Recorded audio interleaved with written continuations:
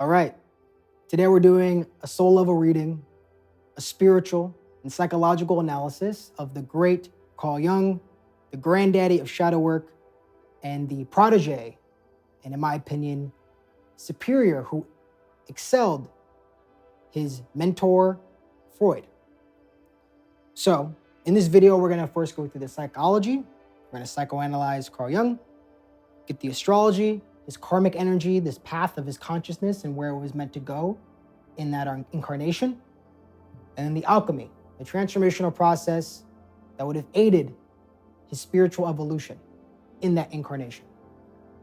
So, psychology, psychological genius. If you clicked on this video, you're probably familiar with him.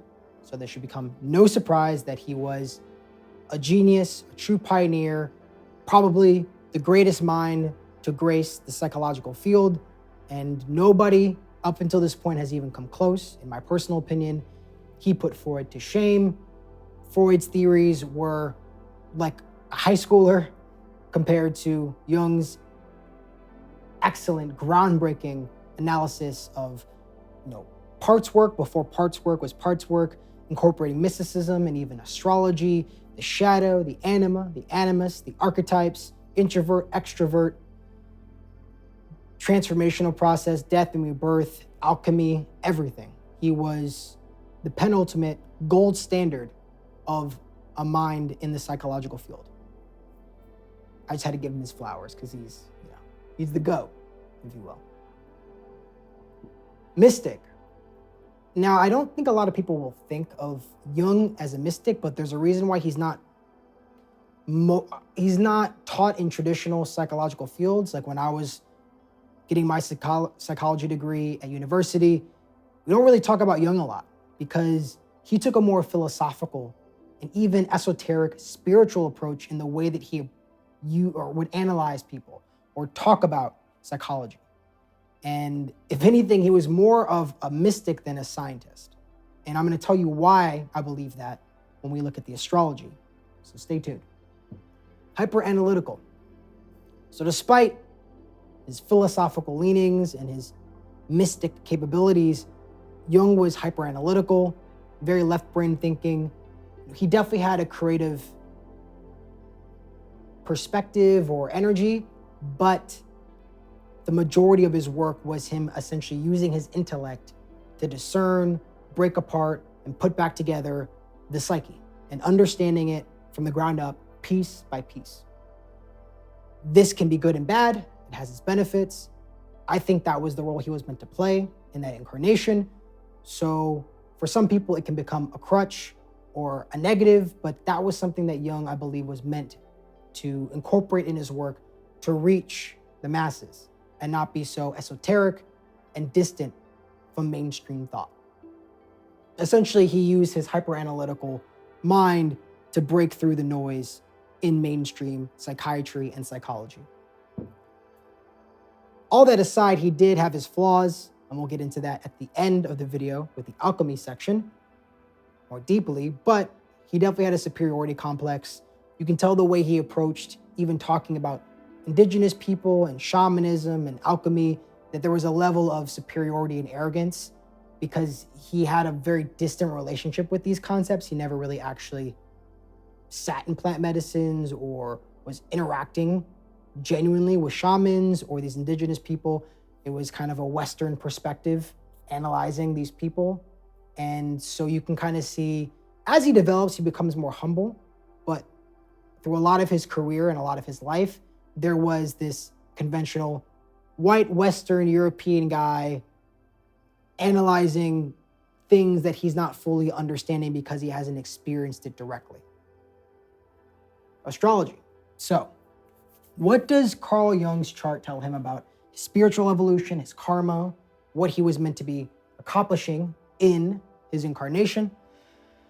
To learn that, we always look at the South Node, Ketu, and the North Node, Rahu. This is the path of our consciousness. So this is the area of the chart that we've developed over many lifetimes. This is the part that we need to develop in this lifetime, no matter who you are.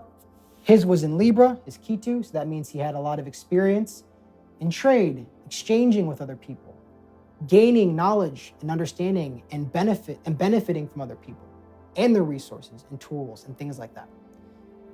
And what he needed to develop more was his Aries in the second house. What does that mean? So meaning that he needed to become a pioneer and move forward following his own inclinations, inspirations, ideas, thoughts, moving forward and breaking away to do his own thing, separate from everybody else. And I think he succeeded in that goal, right? Because think about Jung when he first started. Libra, it's also partnerships.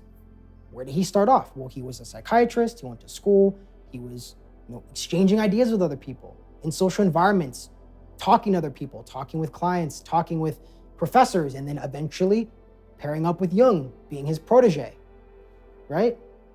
So he started off very much in a Libra energy, and he was very proficient at it. He excelled in that environment at university with Jung. Like I said, he was the star pupil of the head honcho, the top guy in all of psychiatry in the world, Freud, who pioneered the splitting of the conscious and the subconscious. Now, did Freud kind of steal the subconscious and conscious concepts from hypnotists he met in France, like Mesmer? Perhaps. Were his thoughts and ideas not as original as he would have you believe and history would have you believe? Yeah, I'm not saying he wasn't a great mind and he wasn't hyper intelligent and a pioneer in his own right, but he wasn't as innovative as the world will have you believe and the history books would have you believe. He was riding a wave that was already there.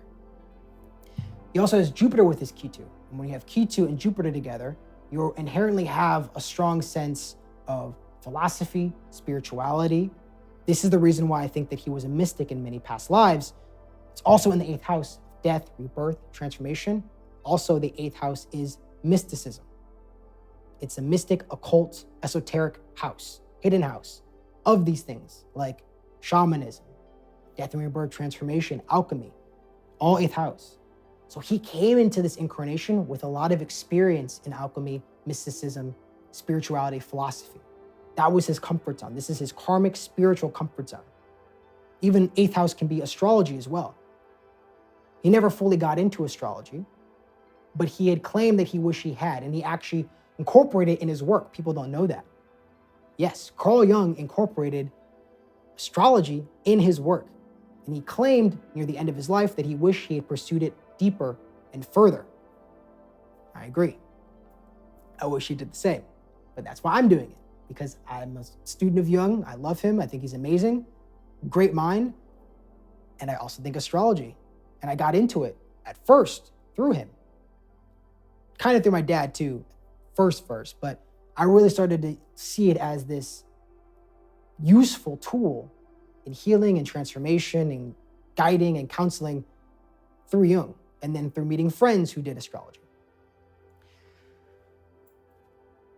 So since you have Rahu, the North Node in Aries, paving his own way, right? So he started off, like we said, with Ketu, Libra, mysticism, all that, but he had to pioneer. That's what he did. He broke off and split away from Freud to start his own school of psychoanalysis, coining terms like introvert, extrovert, archetypes, the shadow, anima, animus. Even things like internal family systems are rooted in a lot of Jungian concepts. His incorporation of alchemy and shamanism and indigenous practices into his work, and not just setting them aside as woo-woo bullshit, but actually seeing the utility in the practices. Incredible. He was decades ahead of his time. There was a reason why you see Jung videos all over YouTube now over the past 10 years. But people weren't really fucking with him back then. And even in universities today, they don't really mess with Jung. They actually reference Freud more, or they reference people like Piaget or Bowlby or some of the attachment theory. They're more of like the scientific experimental framework, because psychology wants to become like hard sciences, even though it's not. But I digress. That's a whole other can of worms I'm not going to bore you with. So long story short, I think he succeeded. He succeeded in what he was supposed to do. He was supposed to go into the second house of material security, family, resourcefulness, capability, worldly success and stability, and pave his own way. And he did that. He became financially successful and stable. He had a family, and he became his own pioneer, doing his own thing and carving out a lasting space in modern psychology. Incredible. Not everybody can do that with such proficiency, but he had an amazing moon. He has an exalted moon in Taurus. He has a proud sun in Leo in its own sign. His chart was crazy. This is a man that has been on Earth many times before. This was not his first rodeo, probably his final incarnation. He was a life path 9, and he was meant to come in as a sage, guide humanity, expand our awareness, bless us with his knowledge and wisdom that he's accumulated over many lifetimes. And this was the culmination to become Big Daddy of shadow work, inner work, archetypes, and psychoanalysis. And I appreciate his work. You should too, because the world is a better place because of this guy. But he wasn't perfect.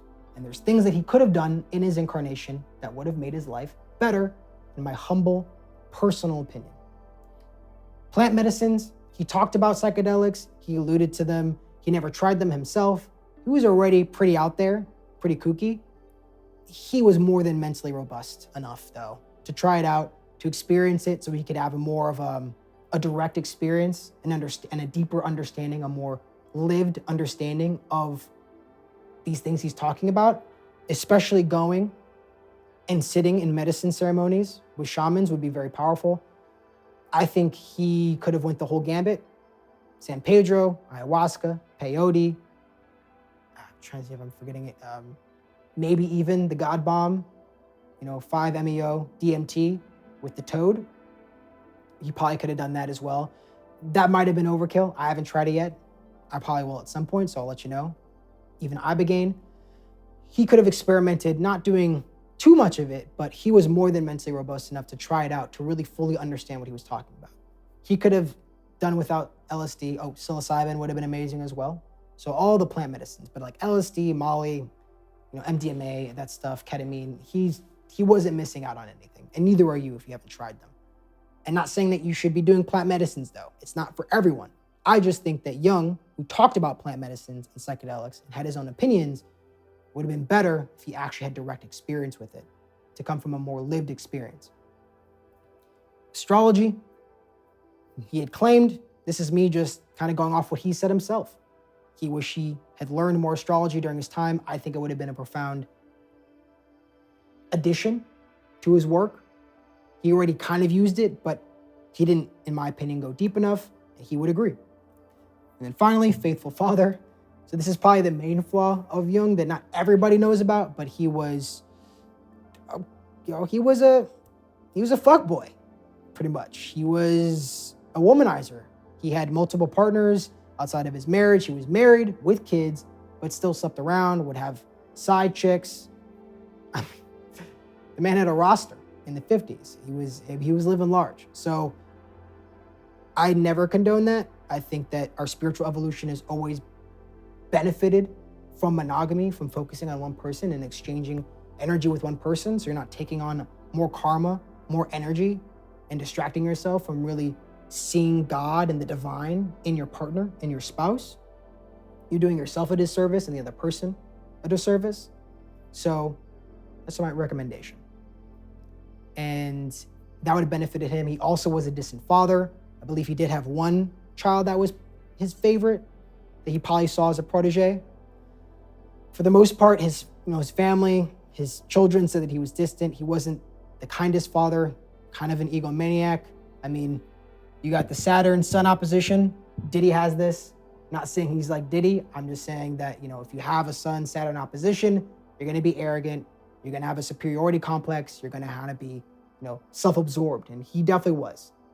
So he could have been a better father, been a better husband, and that would have helped him spiritually evolve better. Now, thank you for your time.